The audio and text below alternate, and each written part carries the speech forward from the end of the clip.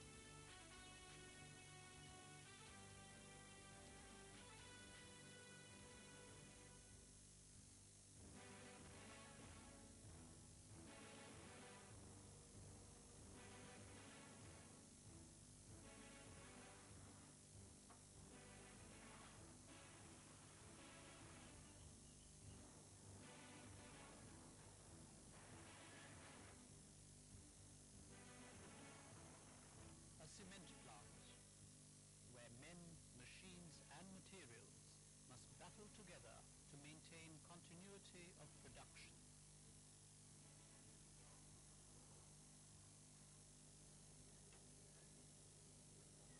Fighting against heavy loads, high impact, abrasion, friction, erosion, cavitation and such enemies, metallic components render themselves out of service, though temporarily.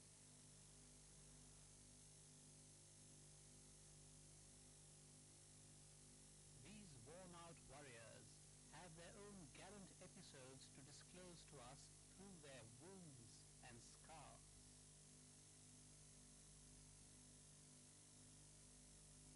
But as efficient surgeons, do we know their problems well, and do we know the line of treatment that each one of them is hoping to receive?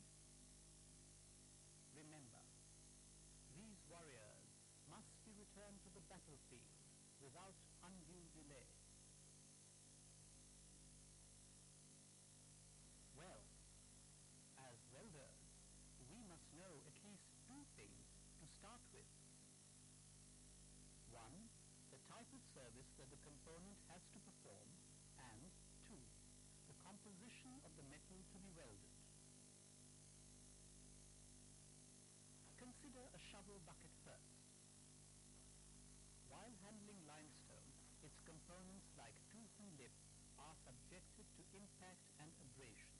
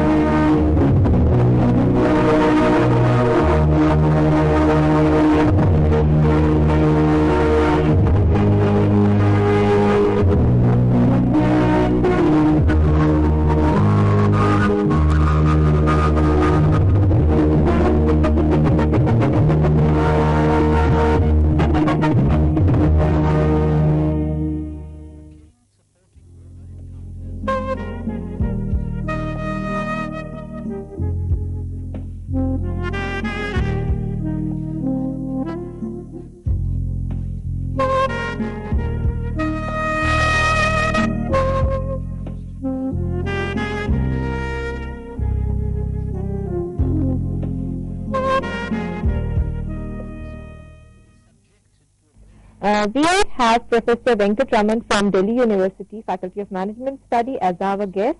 And in this session, he'll be discussing contemporary issues regarding HRM. And we can start with the issues. Before I go into the contemporary issues or challenges in HR, I would like to really provide a very brief summary as to what exactly is the difference between the term personnel management and the human resource management. To give a very simple illustration, for example, an employee comes late to the office. Instead of 9:30, he is supposed to come at 9:30. Assume that the person comes at 11 o'clock. If you were a manager, what would you do? Is the question here. If you issue a memo because the office says that, office order says that the employee should be reporting to the duty at 9:30, and any delay in that would lead to some kind of indiscipline, or it would be construed as an indiscipline, and the manager concerned may issue some kind of a show cause notice. Either you do that, or you make the employee to apply for a half-a-day CL, or you ask the person what had happened, and if the person gives a genuine excuse and you say that next time around, don't do that. If you issue a memo, or if you cut half a day of his wage, he would not be very happy. The employee may not be very happy about it. At the same time, if you are going to say that, don't do this again, and I am going to excuse you for the day, you will find tomorrow 10 other subordinates doing the same and coming with greater excuses.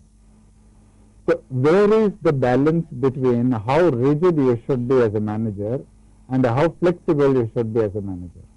Rigidity would mean the employee will be very unhappy. Flexibility means it may be good for the employee, but it may not be good for the system, that is for the organization, because every employee will have his own excuse or his own reason for coming late.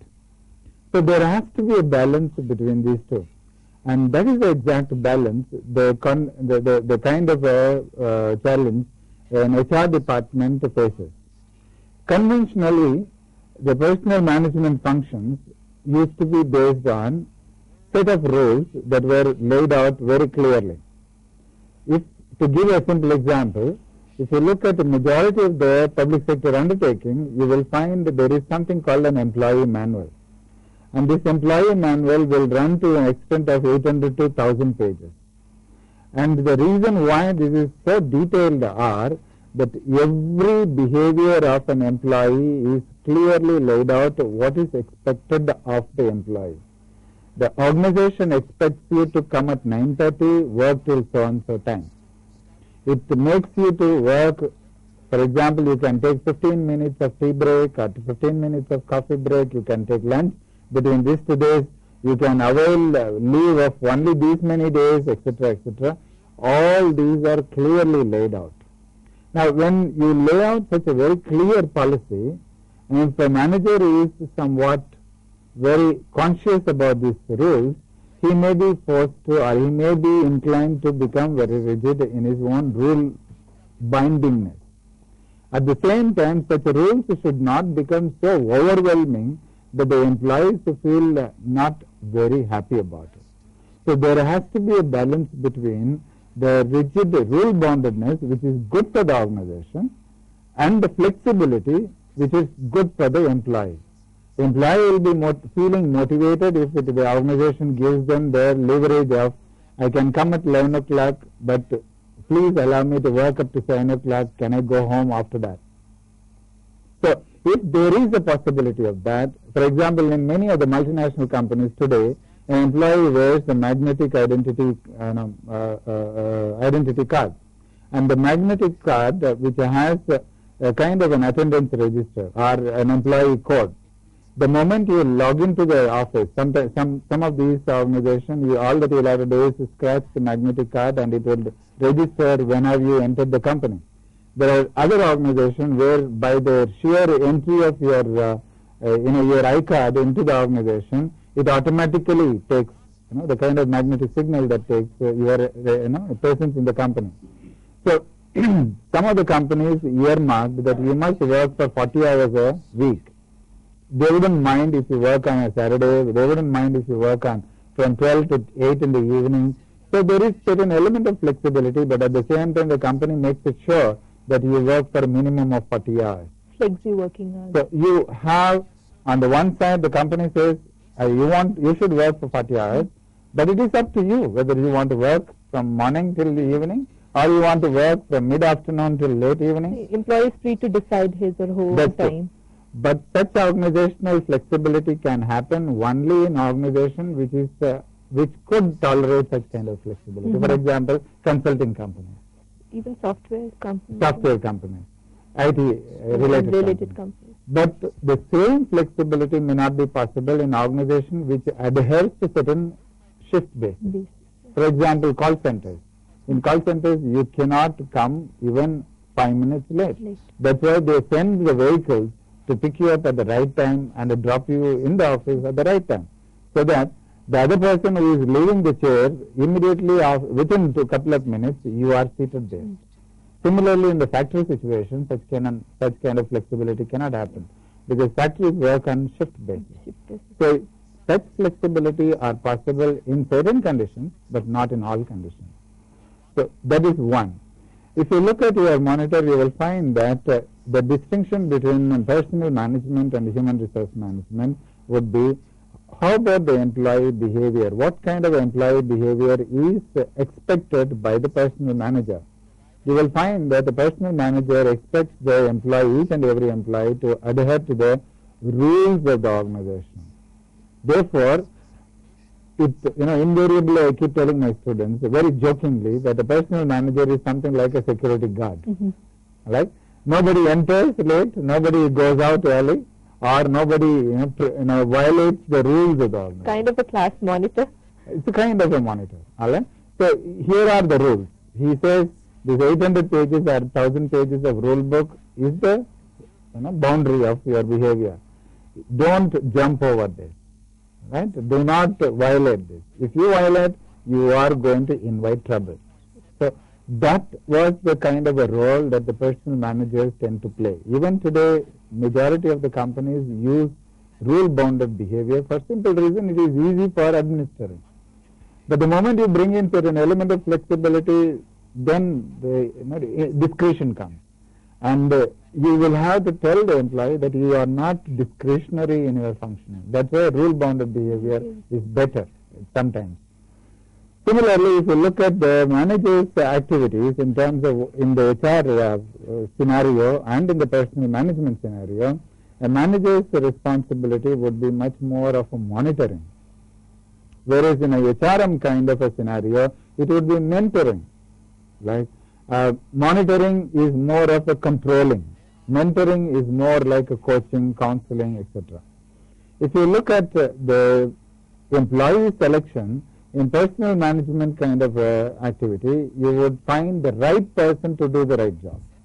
But what in recent times the human resource managers are trying to do is, we are not trying to look at only the best possible candidate, but also the most suitable candidate. The employee should not only do the job well, but also he is getting along in the organization, along vis-a-vis the team that he is going to work well. He gels with the team members. If you look at the kind of a pay in personnel management, it would be fixed. There would be grade by grade mobility.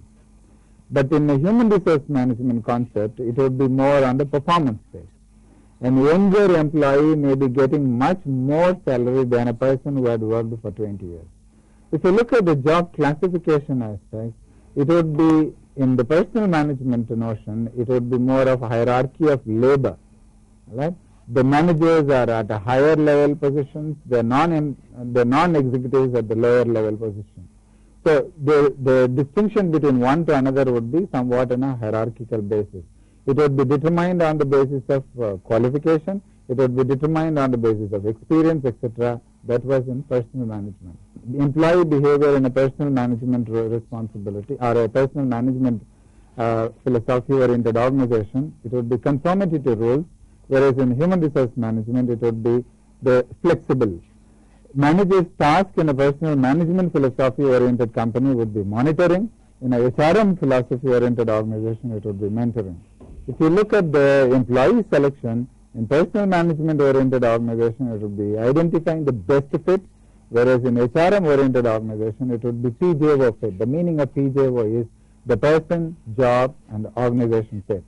In personal management, it would be more of job and the person fit. Right person to do the job.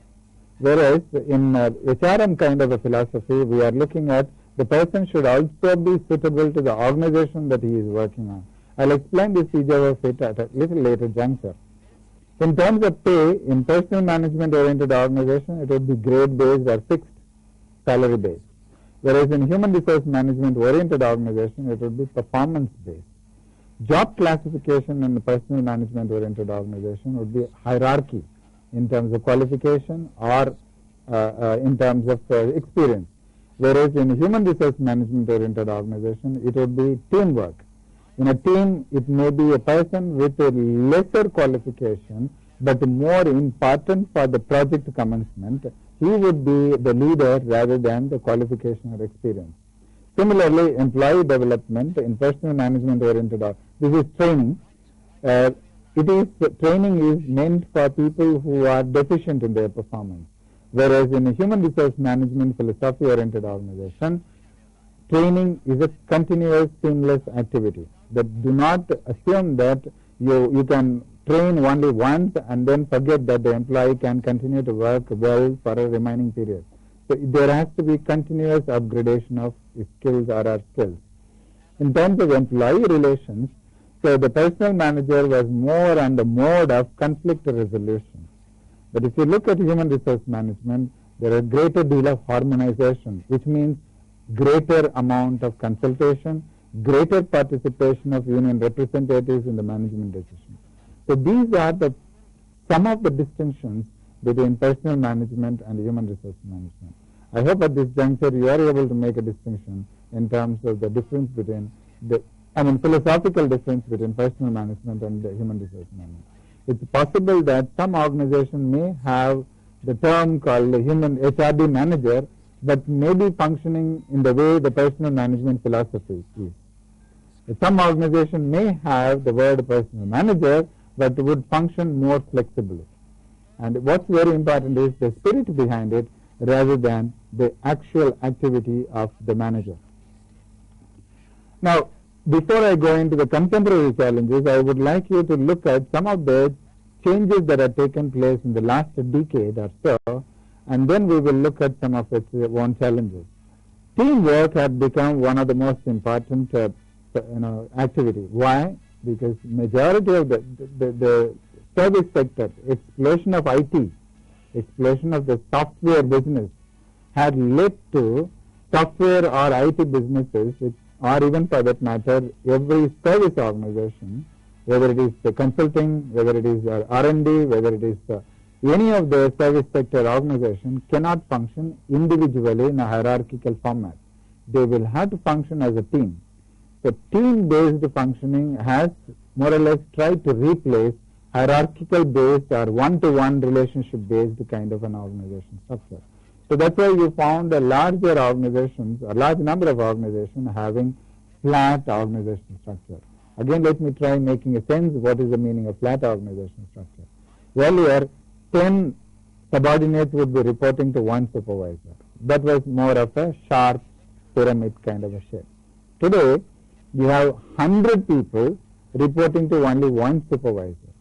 So you have largest number of subordinates with only one manager to supervise.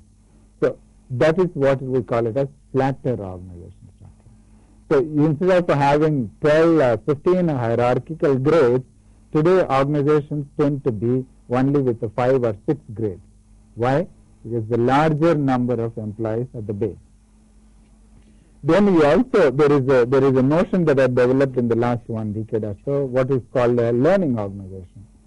The meaning of learning organization is the organization continuously helps employees or creates certain kind of a facilitating environment for individuals to continuously upgrade or update their skill or interest at workplace.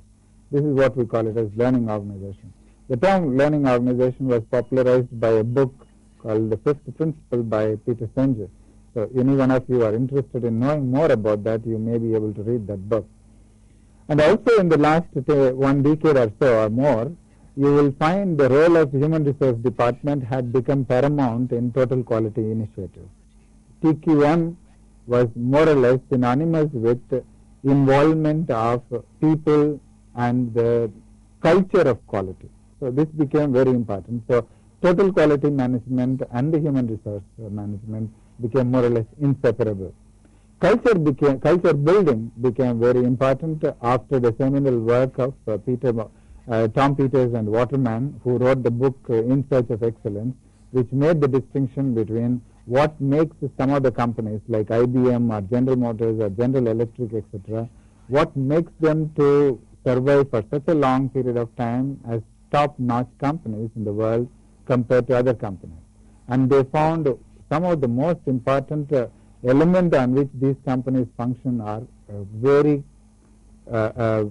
identifiable cultural values with each and every employee. They belonged to the company. They felt as they were part of a family. The culture became a very important issue. So many of the companies were trying to develop that kind of a culture of excellence, culture of quality, culture of belongingness, culture of commitment, culture towards customer service, etc. Then the notion of performance-based rewards. So today, a 30-year-old may be getting 1 crore of a salary per annum. On the other hand, a 50-year-old in the same company may be just getting about 10 lakhs per annum. The reason is the payment is not based on your experience, not based on seniority, but based on what you bring to the company. The performance-related flexible payment became more popular in the recent times. Then we also had a major problem of surplus workforce. Almost a large number of large-sized companies, lot of large-sized companies all over the world had the problem of surplus employees. For example, to give a very simple example, at one point of time, Steel Authority of India Limited in India had something like 1.9 lakh employees. Out of these 1,90,000 employees, in 1996, if I am not wrong, there was a consultant company which said that 70,000 employees were not required or were identified as surplus for the company. Such kind of a figure is astonishing for simple reason it's almost 40% of your employees are redundant. Now, how do you identify which 70,000 employees in this company will have to be asked to go home? And how will you make them go home in a public sector undertaking? This was a challenge to HR department, which continues to be a challenge for HR department even in today's circumstances. Because every organization, the surplus employees will become inevitable. The reason is today's technology may employ 100 employees, but the technology which will come tomorrow will require only 50 people. But what will you do with the 50 employees, extra employees you hired today? Tomorrow the technology may require you only 50 people, but the hiring of people is not only for a few years. You are hiring them for longer number of years. So surplus of employees is a automatic outcome of technology. Every organization that involved itself into technology will inevitably have surplus employees at some point of time or the other. Now, you may be tempted to ask how that surplus employees are a problem for public sector undertaking, not to other organizations. Remember, surplus workforce will be a major problem vis-a-vis manufacturing sector. The reason is, in service sector, majority of the employees are executives or professionals who are not covered under any labor law. So labor law do not provide any protection to them, to their job security. On the other hand, in a factory situation, the employees are protected by the labor laws for their job security. Therefore, you cannot terminate an employee in a factory situation for reasons beyond certain already laid down. On the other hand, in a service organization, if you are a professional, you may be asked to go home even today. You may have a contract which says that the company must give you 1 month notice. but that company will give you 1 month of a paycheck in an envelope and say, please don't come from tomorrow onwards, because that paycheck is equivalent to 1 month's advance notice. So, in any organization which employs professionals or people with executive kind of notion, they do not have any problem of, organizations do not have the problem of terminating them at will. Right? On the other hand, in public sector undertaking or organizations which are even in the private sector but having a factory situation, manufacturing sector, you will have the problem of not able to downsize as easily. Then what are the options available? You tend to give voluntary retirement. For people who are surplus in the company, you cannot identify X and Y will go. So you cannot do that. So what the companies did in the past was they would offer voluntary retirement scheme. In earlier days it was called golden handshake. Golden handshake, yes. Now, if you offer such kind of a provision, what had happened in the past was people who were doing very well, people who were, can get a job anywhere else, they were the ones who were leaving the company, leaving behind those people who will not get a job anywhere else. Right? So people who will not get a job anywhere else are the ones who are not good for the company. So they stayed. That means people who were not required by the company stayed around. And people who were required by the company, they were leaving because they can get a job anywhere else. As a result, the rapidity in which the companies introduced the VRS, in the same manner or same rapid manner, they had to actually withdraw it. So because a lot of people were leaving. And therefore, VRS in today's circumstances means it's more or less targeted VRS. For example, anybody above 55 years. Yeah. Or anyone who had put in 30 years of service or 25 years of service. So these are some of the conditions that the companies have tried to lay down now to reduce unnecessary flight of people. Even in some organizations, they have taken up as performance measurements, for performance related issues also for giving VRS. That's true. In majority of the companies like Maruti and all. True. In majority of the organization which uses this hire and fire kind of a flexible policy, performance is the only reason why they tend to terminate people. For example, to give another example, there is a multinational bank which compulsorily terminates or compulsorily recommends, or rather there is a condition on the head of each department that which 15% of employees under his supervision cannot be continued for the next year. So it's a kind of a forced performance rating that you have top 15%, then you also have bottom 15%. This bottom 15% of people are asked to go home. Okay? So every year there is a kind of the people are asked to leave. So it's in performance-based organization, the retrenchment of staff is very easier. But in organization which had not considered performance as a criteria, let's say for promotion, seniority is the basis of promotion. All of a sudden you cannot wake up and say that your performance was not good and please leave the company. You ought to make that as a conditionality.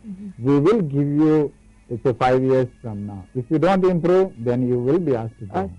Or maybe not 5 years, 2 years, 3 years, maybe a particular time that needs to be given. Till the time when employees are forewarned that your performance rating will lead to termination, poor performance rating will lead to termination, the employees all of a sudden cannot be told like that. So that's another problem. The retrenchment as a kind of a concept that had also been evolved, or rather is floating, is a very carefully, this particular word needs to be carefully handled. In an organization which may be employing 10,000 employees, even if you retrench, the word if you use retrench one employee, the remaining 9,999 employees will start wondering, when is it going to be my turn? My turn, yeah. So instead of waiting for the company to throw me out, so let me leave. So you would be sending a ripple effect which will not be desirable for the good of the company. So you will have to be very careful in communicating to the employees that whenever there is a VRS or whenever there is a retrenchment, it is not for everyone, it is only for certain group of people, and if you don't fall into this category, you don't have to worry.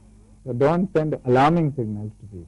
So these are some of the kind of challenges that HR department faced with. And the last one that I would like to look at one point here and then talk about is there is a great deal of outsourcing that is taking place today. There are two types of outsourcing we need to understand. One is the entire HR department is also, or HR activities are also being outsourced. On the other hand, the HR, that is human resources, the number of people to be hired are also being outsourced.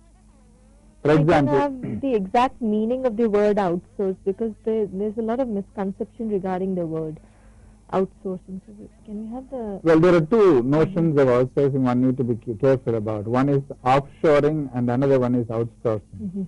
Whatever is a British client is outsourcing a kind of a day-to-day normal office work to an Indian call center, that's an offshore outsourcing. For example, Indian companies are giving some of the software development projects to, let's say, some companies based in Mauritius or in China or in Philippines. That's also offshore outsourcing. For a company which is outsourcing it out of the country, it would be offshoring. I mean, the terminology is offshoring. But on the other hand, outsourcing is, for example, I am having a company and I need to employ 20 security guards because it's a huge premise. Now, why do I need to hire a security guard in my own payroll? Can I give it to a private contractor to take care of it?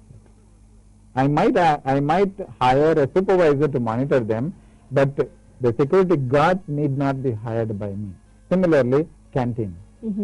Similarly, if you look at even the reprographics, for example, photocopying machines, Xeroxing. All right? Or canteen, running a canteen in an office.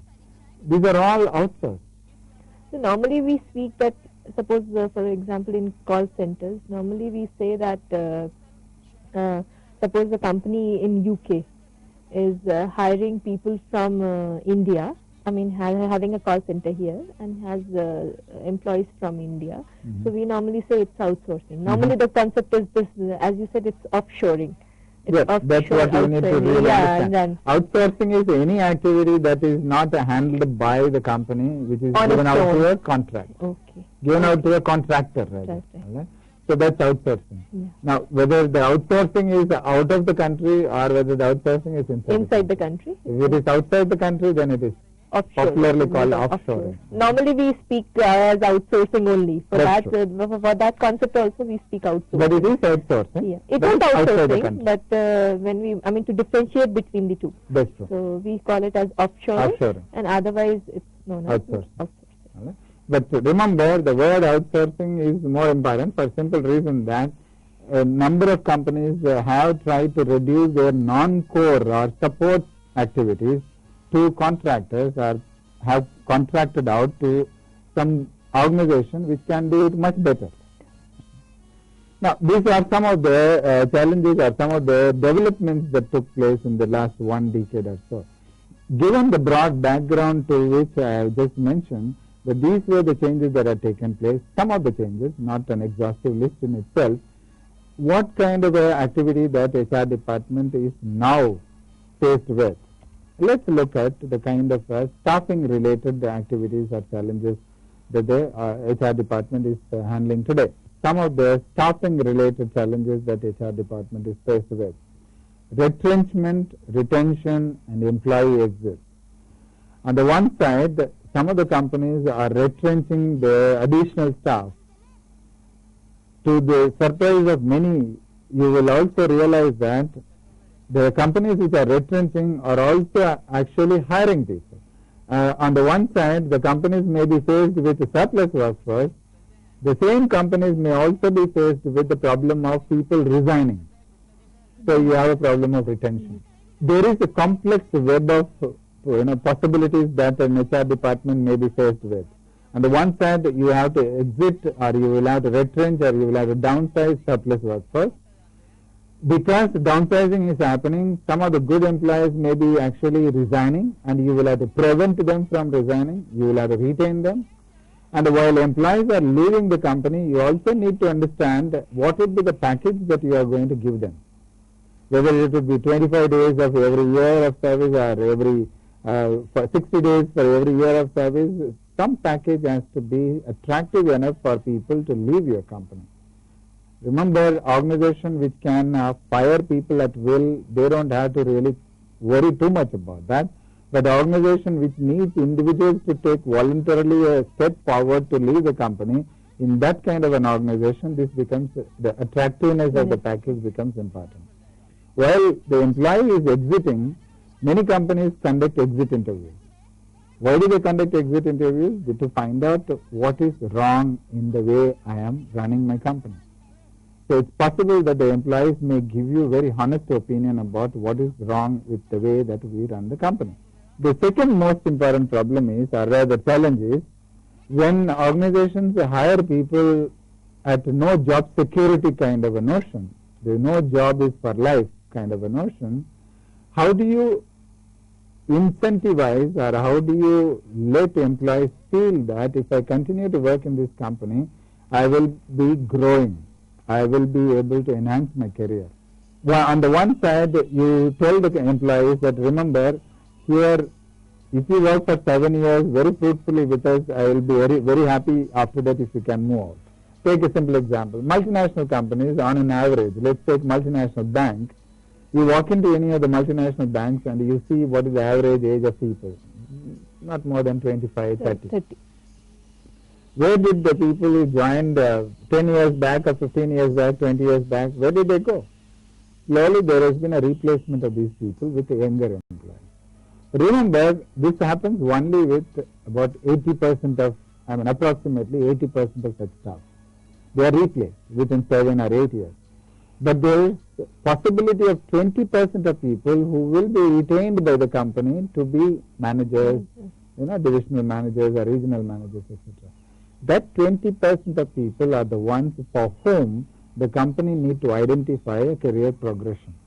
Right? How they will be promoted, what would be the criteria of their promotion, etc. The next kind of a challenge is that employees are looking for today very flexible options of the employment. To give a simple example, some of the UN bodies, if we were to take a simple example, some of the UN bodies have now hired employees who can be based in, let's say, the UN agency may be based in India, but the consultant may be, or the employee may be based in Australia. But the Australian need not come to work in India for 365 days. He may be required to come only for once in maybe a month or twice in a month, but the rest of the days he can sit in Australia and work. The reason why such flexibility can happen is the communication technology had made it possible. You can sit at home, do entire office work and communicate with your bosses through teleconference or video conference, exchange all the communication through net. Such facilities are available. This I am talking about extreme case. Right? But there are instances where an husband who is a software engineer works in the morning, or works in the wife works in the morning, husband works in the afternoon. So such flexibility also have taken place, and it has taken place in Indian circumstances also. And the last one point that I would like to mention here is the word PJO fit, which I mentioned to you earlier. For example, assume all of you who are listening to this, assume each one of you are very ambitious, pushy, hardworking, aggressive, very career-minded. But each one of you tomorrow join a company which is seen as very laid back, large, moves like an elephant, very slow in decision making, etc., etc. Quite bureaucratic to say. If you join these companies, you will feel you have come to a place where you are unfit. You will find, or you will feel yourself out of place, because you yourself, your personality is not matching with the personality, the within quote, the personality of the organization. So you will find out of touch or out of place. So you will have to, or an organization when it hires people, take an example. If an organization is very seen as very aggressive, very pushy, very market conscious, very customer friendly, highly competitive, if such a kind of a company is hiring a person who is laid back, lazy, happy-go-lucky, carefree kind of a person, the company will throw him out after some time because he is not fit to be there, because he is not gelling with the company. So the notion here is the person should not only do the job well, but also should be able to gel with the way the company functions. So here you have a personality of an individual and also a personality of the organization, which there has to be a kind of a possibility of working together. Let's take a look at the next type of challenge. This is about the performance management related challenge. There is a time when we used to look at the performance appraisal system in the form of annual confidential report. This is called ACR. The ACR meant that it was always confidential, it would be done once in a year, and it would be only supervisor who will know what had been the evaluation. Then came the notion of performance appraisal system. From ACR it became PAS. In PAS there was certain element of self-appraisal, then supervisor would communicate what had happened to you, what kind of appraisal had happened, and then it was linked to your promotion, your incentives, your rewards, etc. Today, the major question would be, what if a person did not do the job well in the last 1 year? Can it be rectified if you point out that you did not do well, therefore you are not being considered for promotion? How about thinking the person in terms of his potential? How about trying to develop or profile the competency of an individual? How about providing some kind of a developmental initiative so that he can rectify? Don't look at the past alone, try looking at the future also. Therefore, the performance management system not only looks at the past performance of an individual, but also tries to chart out something of the future progression of an individual. That's what is performance management. Though this may sound simple, but it is very complex in its actual implementation. Today we also talk about 360-degree appraisal. This 360-degree appraisal is where an individual evaluates self. All that I would like to figuratively ask you to imagine yourself, here is the self in the center. He is evaluated by his boss, which is one step above. He is also being evaluated by some of his own colleagues, peers, we call it as peer evaluation. And he is also evaluated by subordinates. So you have a 270-degree now. And the same individual or his functions is evaluated by his internal customers. Who is an internal customer? For an HR department, the internal customers are every other department. For marketing person, the internal customers would be sales, inventory, vendor development, distribution, etc. So these are internal customers.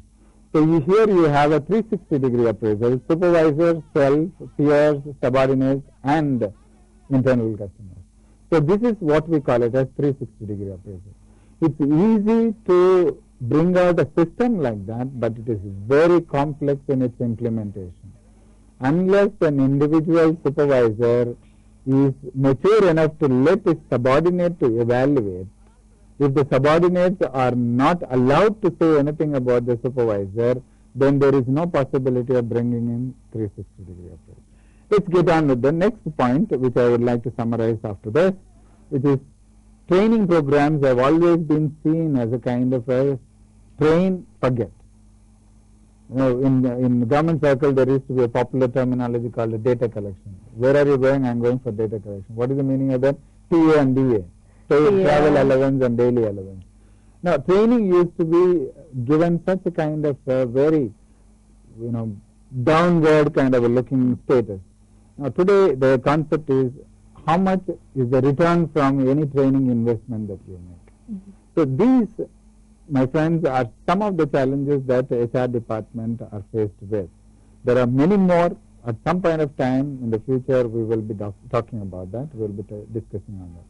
To summarize, just to give a brief idea, since 90s, ever since the liberalization that had taken place, multinationals coming into India, the quality of activities or quality of initiatives that HR department is supposed to do have changed dramatically.